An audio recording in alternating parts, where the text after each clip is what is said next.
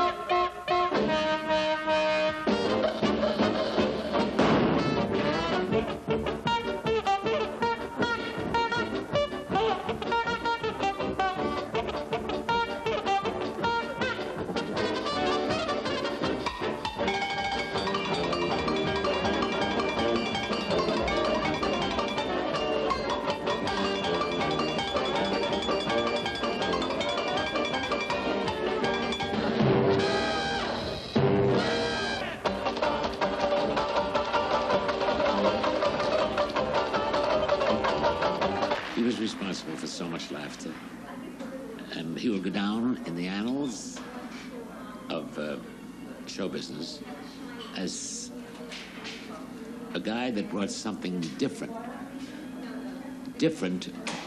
to an audience. He'll never be duplicated. In those days, we never knew he was going to be this kind of a legend. I mean, now if you say you work with Spike Jones, it's magic. He was a good man. He was a professional, he was an artist, and a decent human being. And those of us who knew him very well have missed him, and we still do.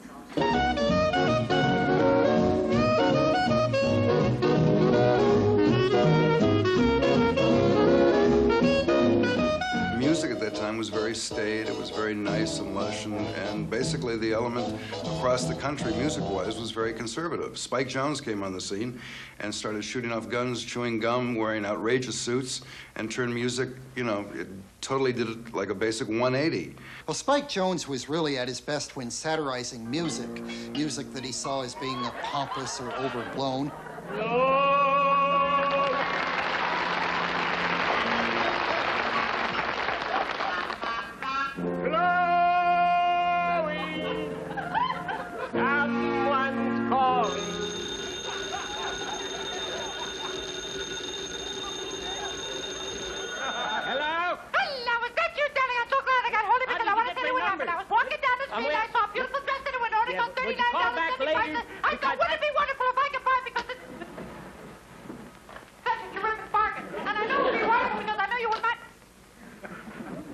That's my wife.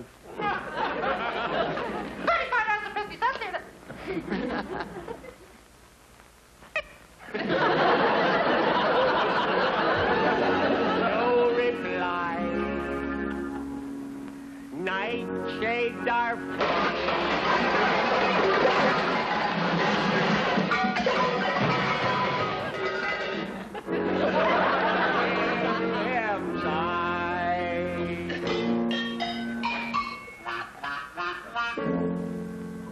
glowing. Where are you, you old bat?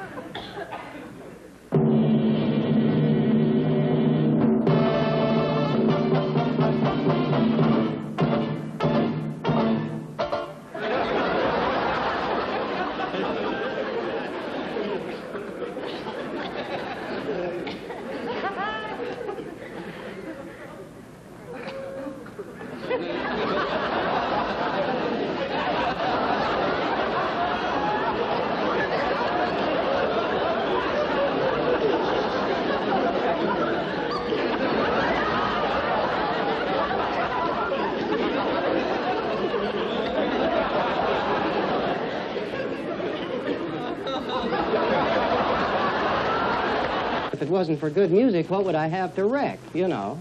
Actually, I owe a lot to the composers, I really do. I admit I decompose what they have, but I really owe them a lot.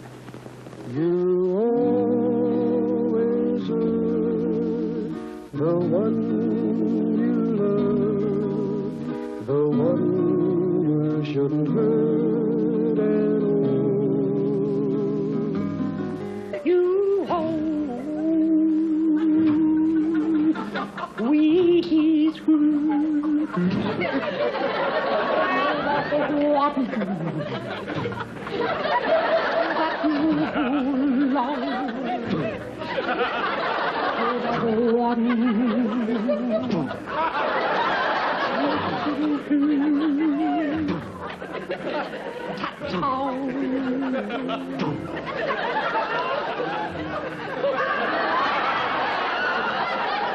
It's a long, long while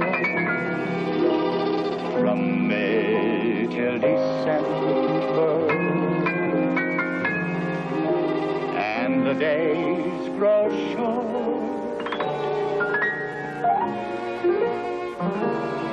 when you reach September. Why stop to think of weather?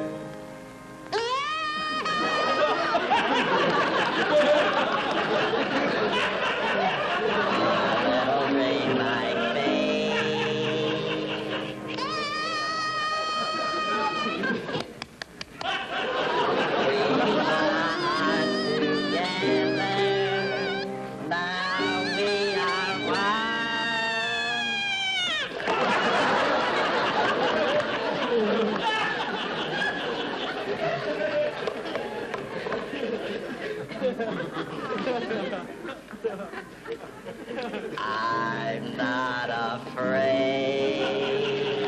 He was very precise. You know, you would think that just do that. No, no. It had to be in rhythm. It had a rhyme. It had a reason. He just didn't make funny noises.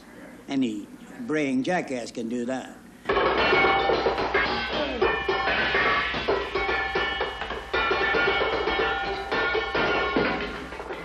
I always got to know Spike as being, well, like I was, and maybe I still am, a perfectionist.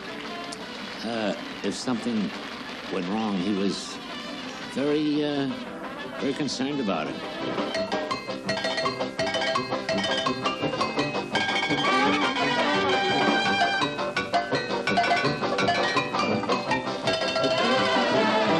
If I were performing one night and he didn't like the sound, or he didn't like the lighting, or he didn't particularly like my performance, that's when our relationship went from boss to singer, and rather than husband and wife or boyfriend and girlfriend. Did you say I've got a lot to learn? Well, don't think I'm trying not to learn, since this is the perfect spot to learn. Teach me tonight. And he was very hard on me at times. But later, as I looked back at it, I'm terribly grateful. He was tough. He was disciplined. He could be flippant, aggressive.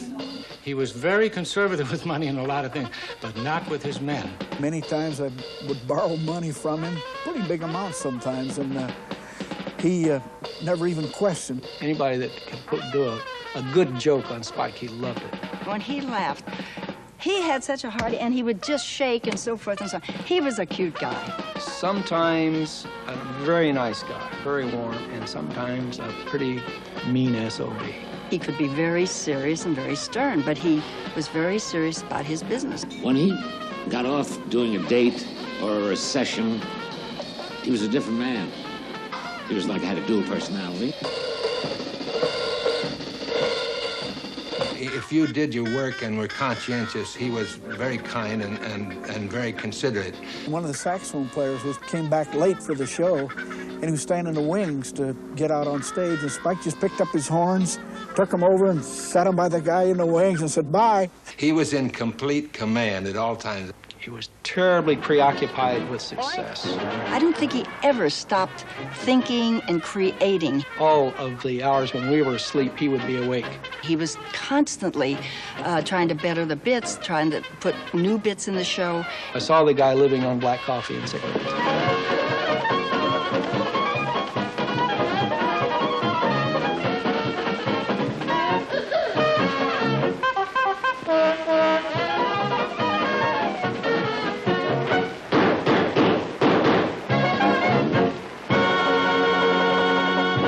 To perceive what was going to work.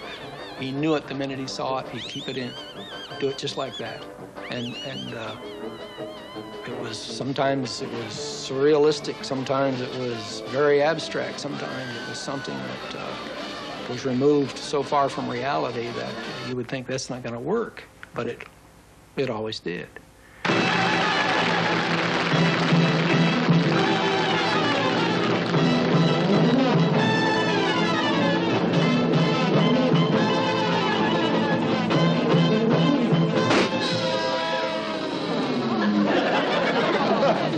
Not only did the guys play horns and perform, but they all did extra things. One of my major contributions was in the building of props or visual gags, and this is one of those props. Now, this is a string bass that we devised that Roger Donnelly would play, playing very furiously up and down, and then suddenly we hear a knock on the bass, and you look around and swing the bass around and open it up, and out would come a midget out of the back of the bass. First Frankie Little, and then later on Billy Barty. It was my job to stick my hand out and play. He kept fooling around, and then he couldn't find anybody, and I'd come out and I'd kick him and I'd run off the stage. That was one of the props. Childhood. They kind of wanted the thumb kept on him, and I think that anyone that they contacted we were always advised to kind of watch my son because we're away from Long Beach, and we want to be sure that he's walking the straight and narrow. And that was the routine that was kind of given. And Spike sat with his head down as though he were being reprimanded, I believe. Yeah, probably couldn't wait to get out. Every so often he would walk home from school, and he would always walk along the railroad tracks. Sometimes some kid threw his name and called him Spike, and it stuck. In 1930, Spike was in the music, always following his music. And we got together, and we had an apartment together up on Bronson Street in Hollywood. I used to pick up Patty, Spike's wife, and she was with the Fanchonettes. I was a freelancing radio musician. I did Kraft Music Hall with John Scott Trotter and Bing Crosby, and I was with Victor Young and Rubinoff and many of the bands in radio. I was also the house drummer at Victor and Columbia and Decca. All right, fellas, let's try the opening of the show again. Quiet, quiet, please. Okay, you ready? It's The Music Hall, starring Bing Crosby.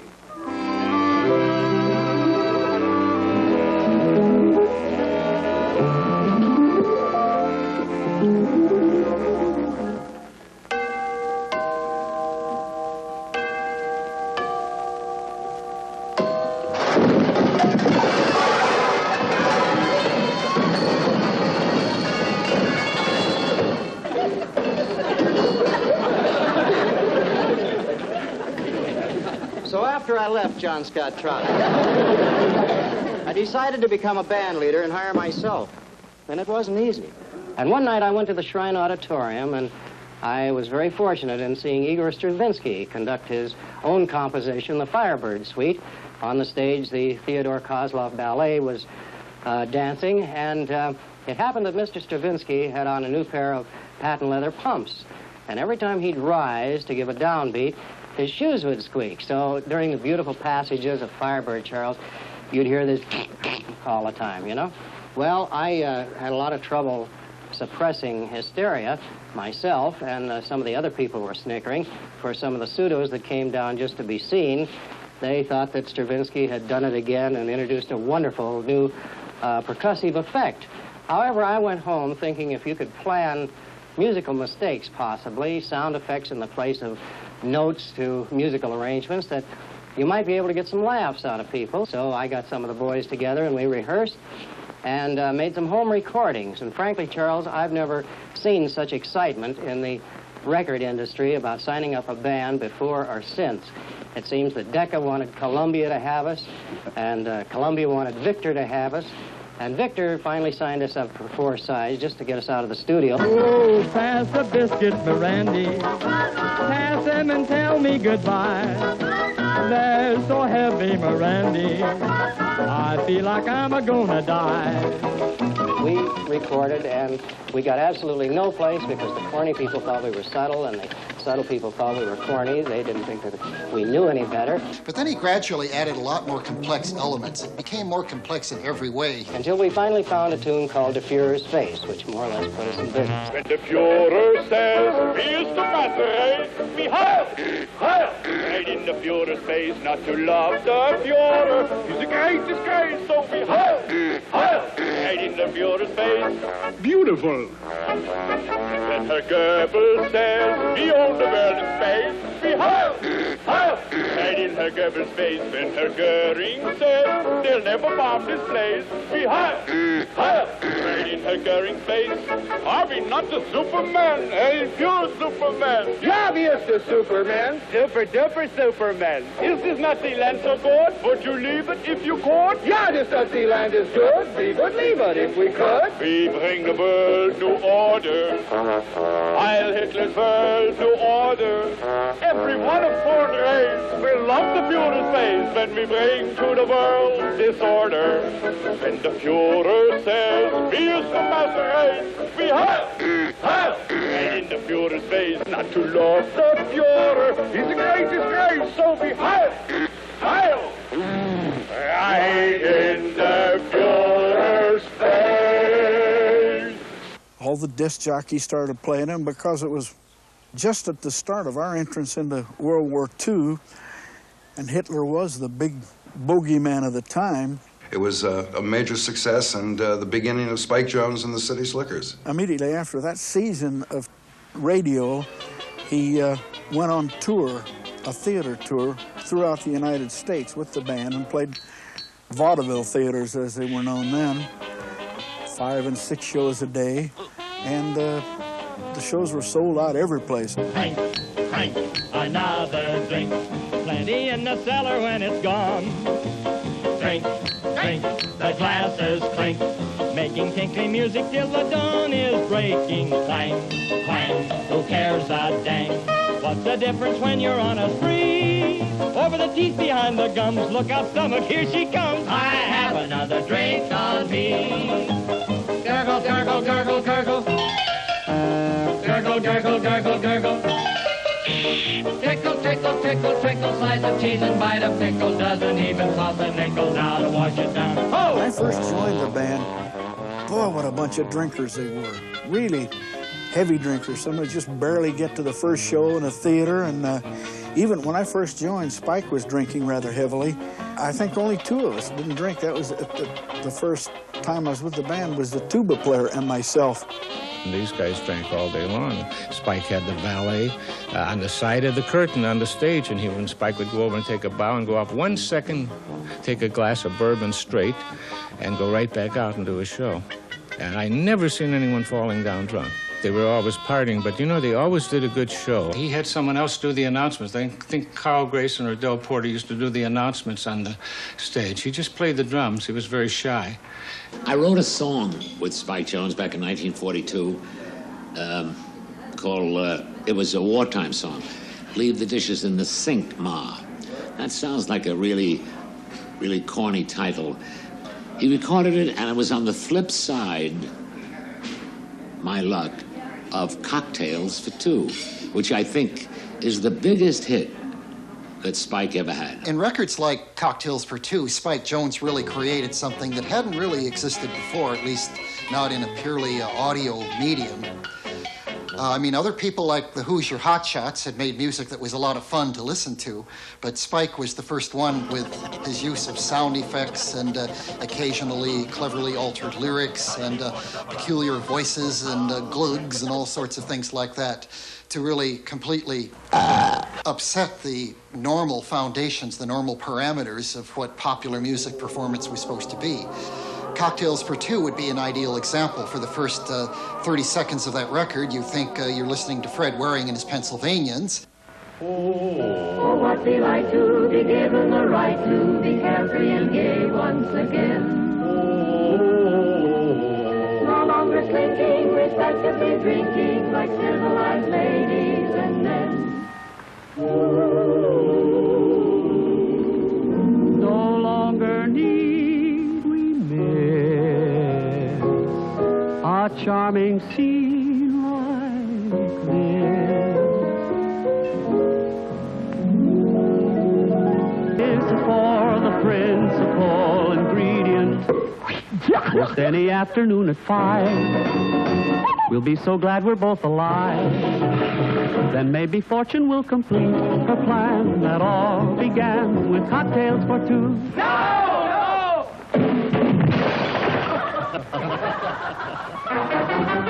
Ba-da-boom, ba-da-boom, boom. Ba-da-boom, ba-da-boom, boom.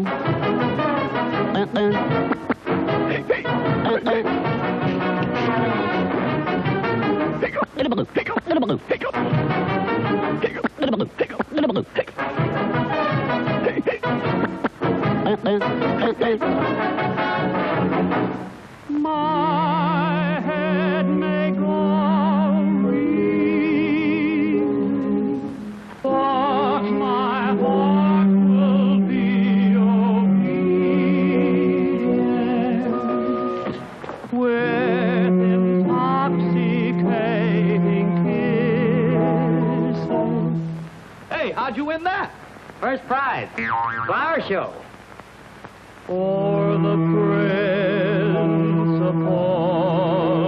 ingredient.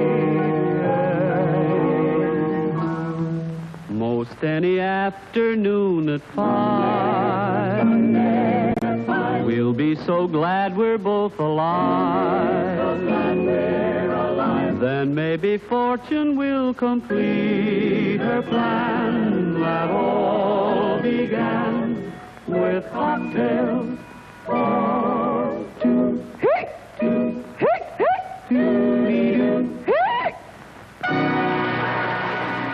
He recorded Cocktails for Two on the great big transcriptions, which were not sold to the public.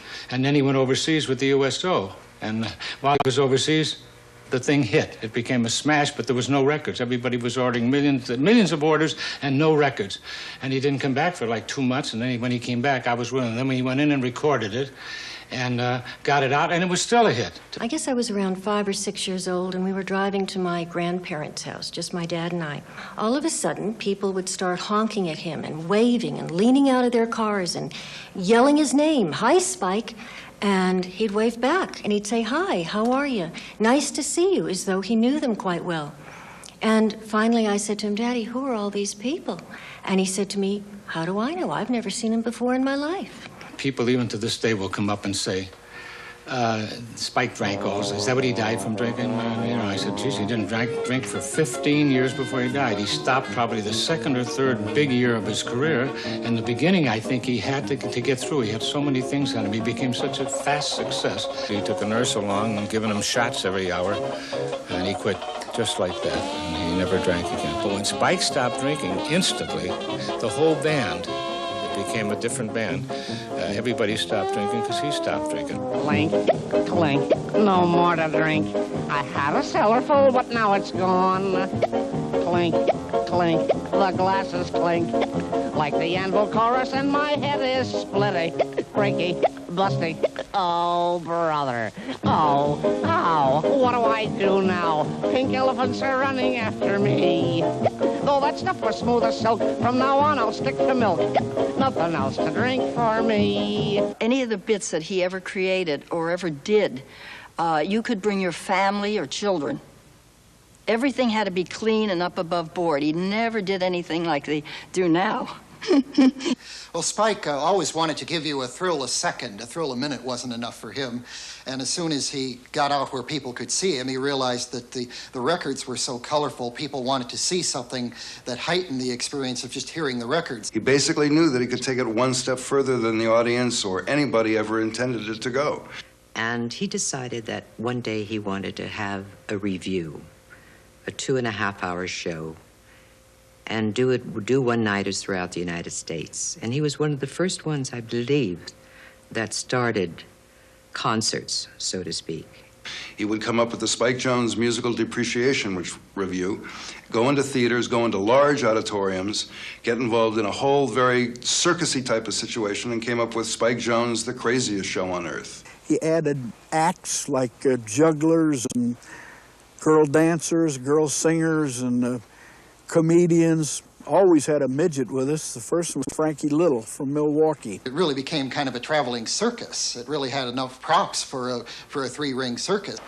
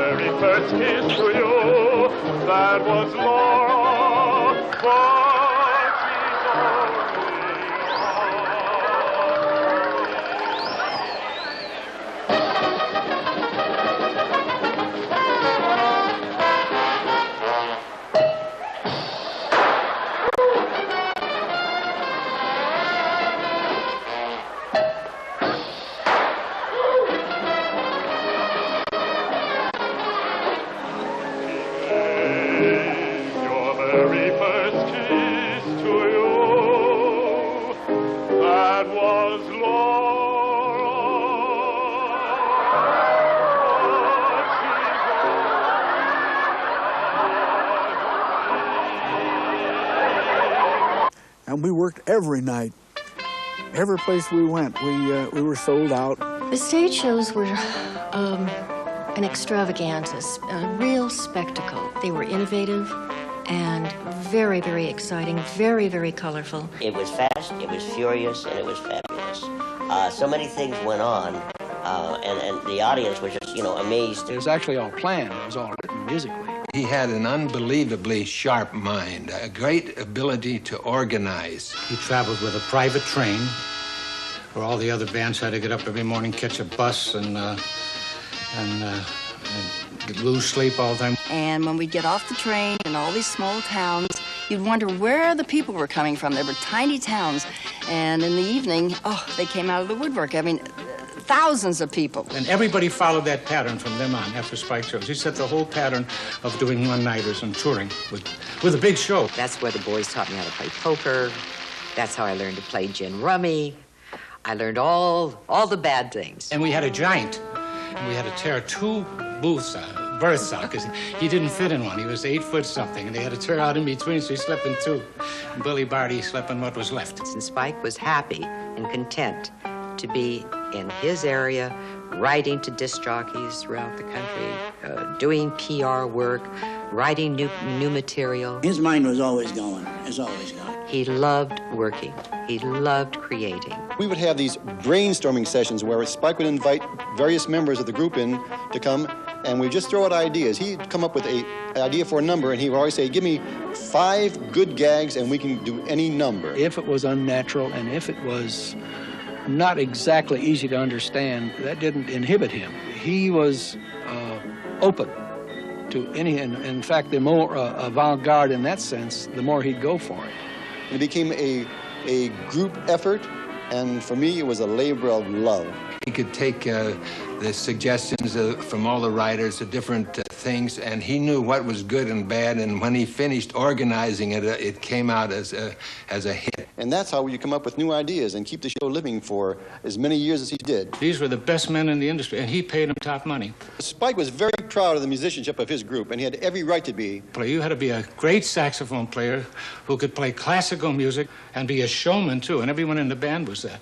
The guys just played fantastic charts, and they played it all so well, and besides doing comedy. He chose the men for their talent, and I think their personality and how they get along with each other. Basically, it was a very happy, well-unified, very creative, warm group that we had, and it really became family.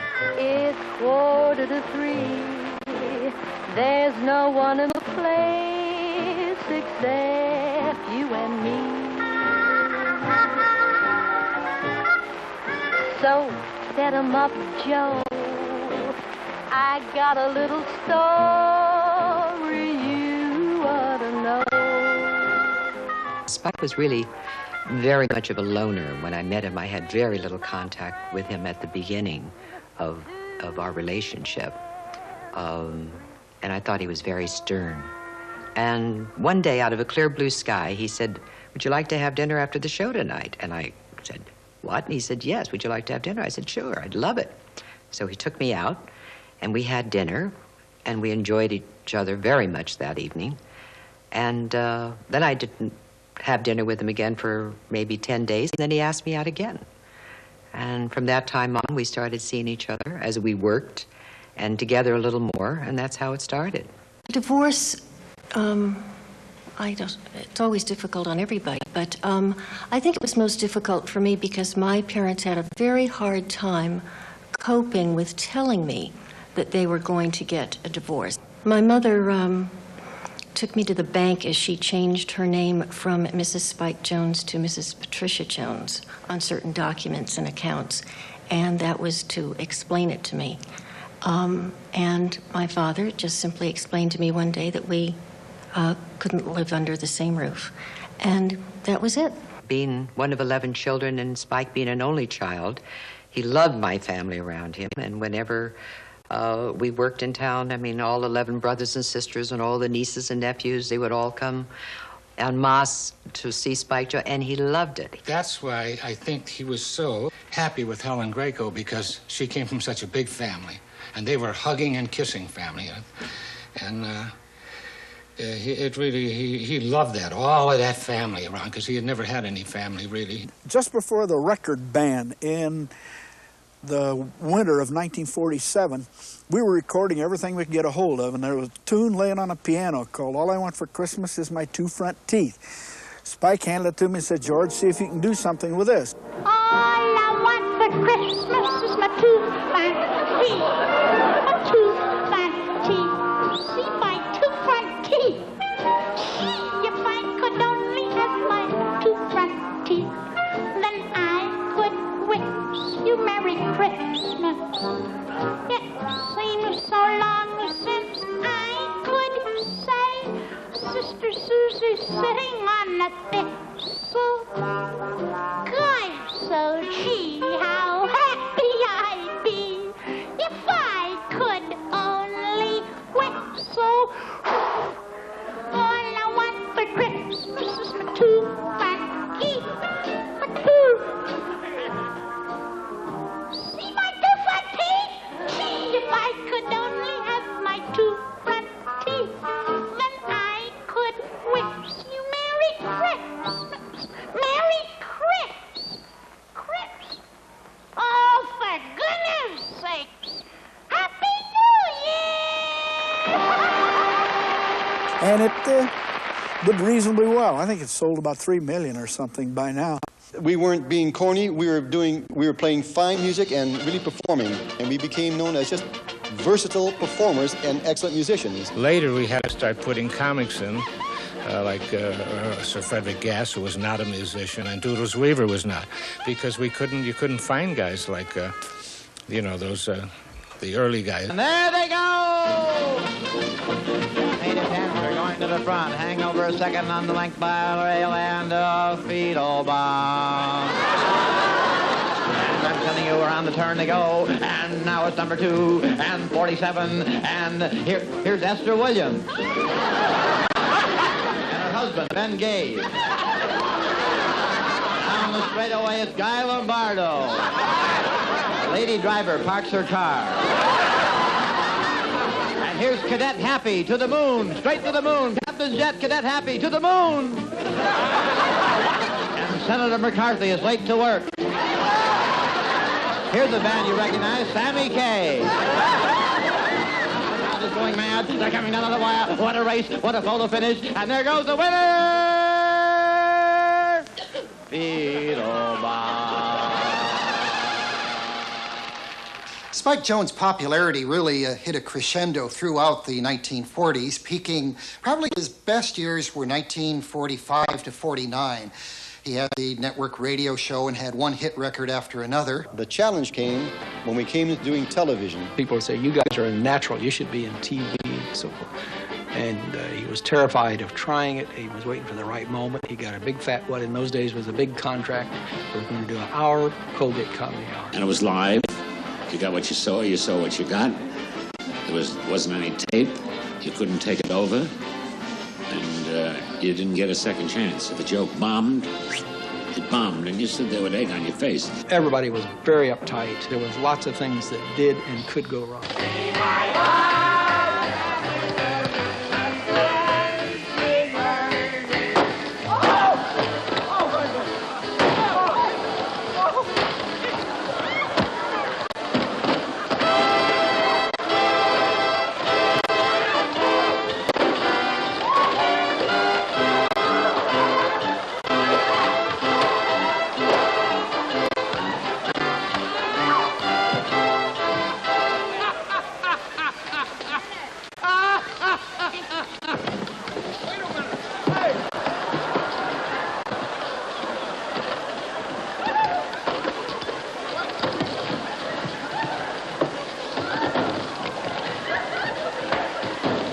On the stage, you weren't fighting time like you were in TV. TV, you had X amount of time to do a specific job. If something goes wrong, that's it. Yeah. Like in the Colgate Comedy Hour in New York, when the master electrician had a heart attack and fell over the switches. They couldn't move him, and there was a revolving stage that was supposed to turn and all that. All this was going live. No way you could stop, and it was really something, a tragic thing. You remember that? Yeah, and it was on the beat, too, right on the beat. Yeah, it was really something. And they were singing, we were doing the Foreign Legion number where we were singing, goodbye forever, goodbye forever. And here's a man, and they're crying back there, and it's all going on, you couldn't stop. Gentlemen, join me in a song of victory for this brave legionnaire.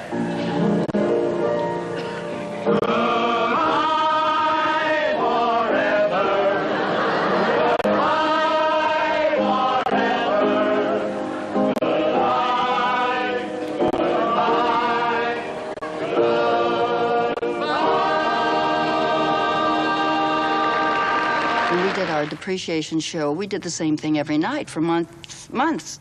But when we went into the series, on a weekly series, now we had to come up with new ideas every week. It was like an opening night every night. Take my hand, I'm a stranger in paradise,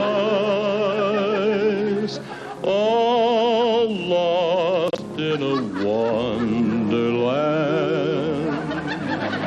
A stranger in paradise. If I stand starry-eyed, that's a danger in paradise for mortals to stand. An angel flies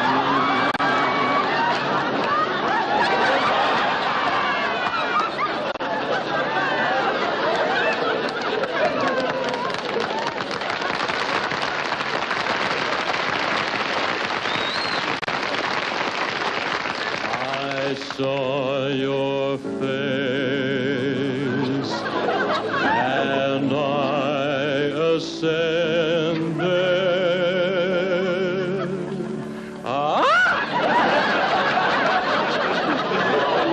Of the commonplace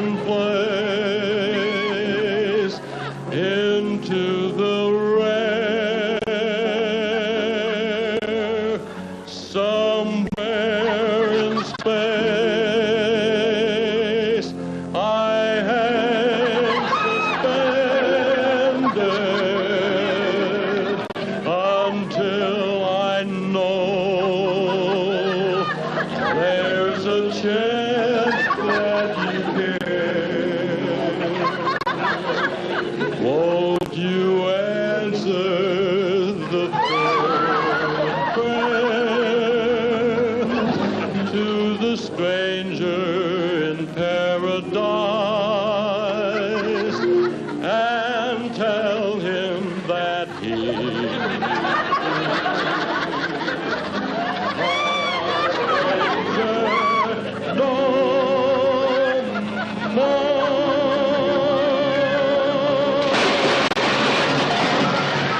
He loved writing for television, and all the boys loved being in television. I think he enjoyed that more than any part of the performing end of his career. Bum bum bum bum bum bum ba. Bum bum bum bum bum bum ba. Bum bum bum bum bum bum bum ba. Bum bum bum bum ba ba da da da. One of the earliest remembrances of my dad was when I was very, very young, 3 years old. He dressed me up in a suit that was totally identical to his. When he was playing in Las Vegas at the Flamingo Hotel, the offstage announcer would say, "Ladies and gentlemen, please welcome Spike Jones." And I would walk out on stage, this little 3-year-old person, and I would walk to the center microphone and look around, and I would stare out at 600 people. And then my nanny would be at the opposite end of the wing to come back and take me off by my ear, and the show would start.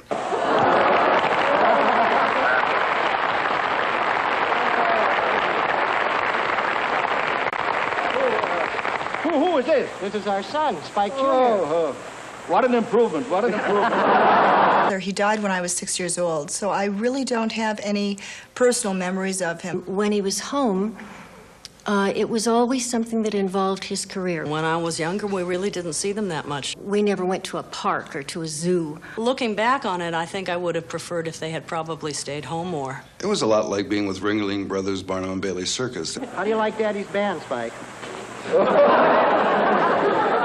Spike, I guess it isn't my day. Go pick up his check, honey, all right? We didn't go to the zoo because we had one. It was a terrific situation to grow up in. You know, this being on television is making me a very important man with my children. In fact, I'd like to show you what happened after last week's program when I went home to see little Spike. Do you want to go with me?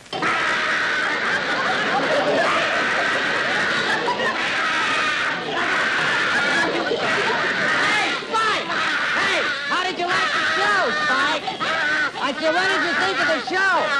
How did you like the show?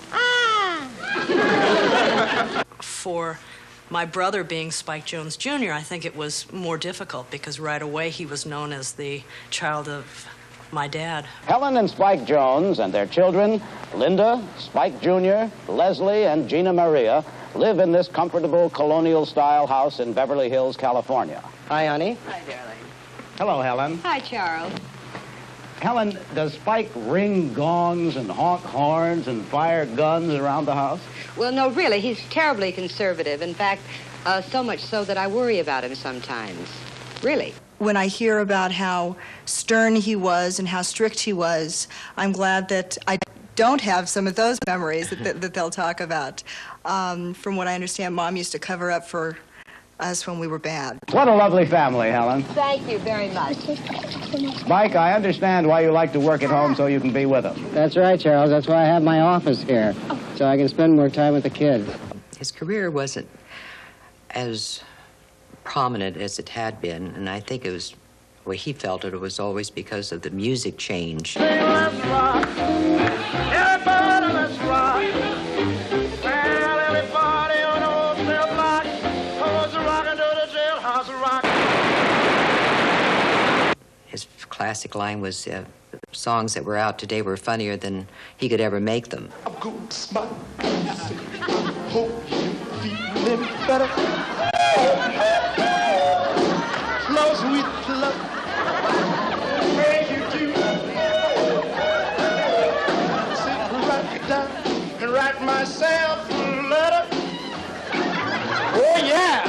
Make me from you. Yes.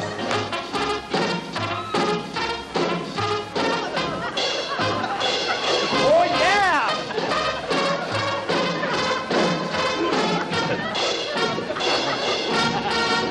Right word, oh, so sweet. Yes, it's gonna knock me out. This is got him.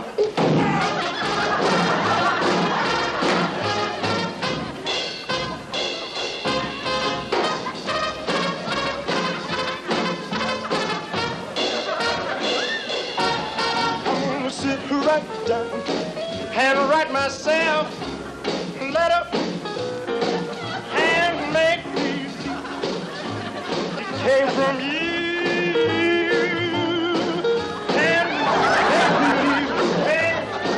From you. Oh, yeah.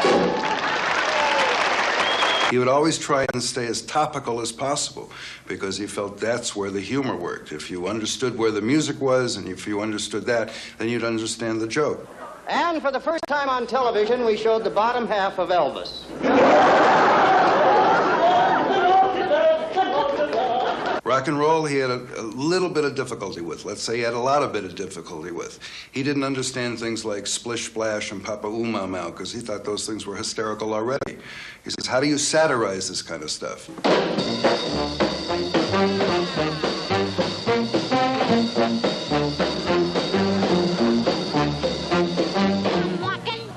Yes, sirree, I'm walking. I packed my little suitcase and I won't be home tonight. I'm leaving. Golly gee, I'm leaving. There'll be no more spankings, 'cause I won't be home tonight. His later albums dealt with the whole image of stereo sound effects going back and forth from speakers and things like that. So I would imagine from his point of view, opened up a whole new arena of sound for him. As life went on into the 60s, he kept envisioning even more ambitious projects, some of which never did get realized. But Spike was a driven man, and he was never content with just something that he had done before. He always wanted to do something else, something a little bit extra. He found out that he didn't have the physical strength and to really do as much as he used to. I think it was probably hard for him after having toured for so long to find himself home and trying to keep himself occupied. My dad was a massive smoker. He would smoke possibly 3.5 packs a day.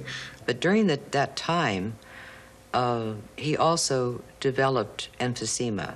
He just kept smoking and smoking. The emphysema hit. Doctors didn't know anything about it in those days. And I saw him smoke a lot, and I drank a lot of black coffee, too, when I watched him.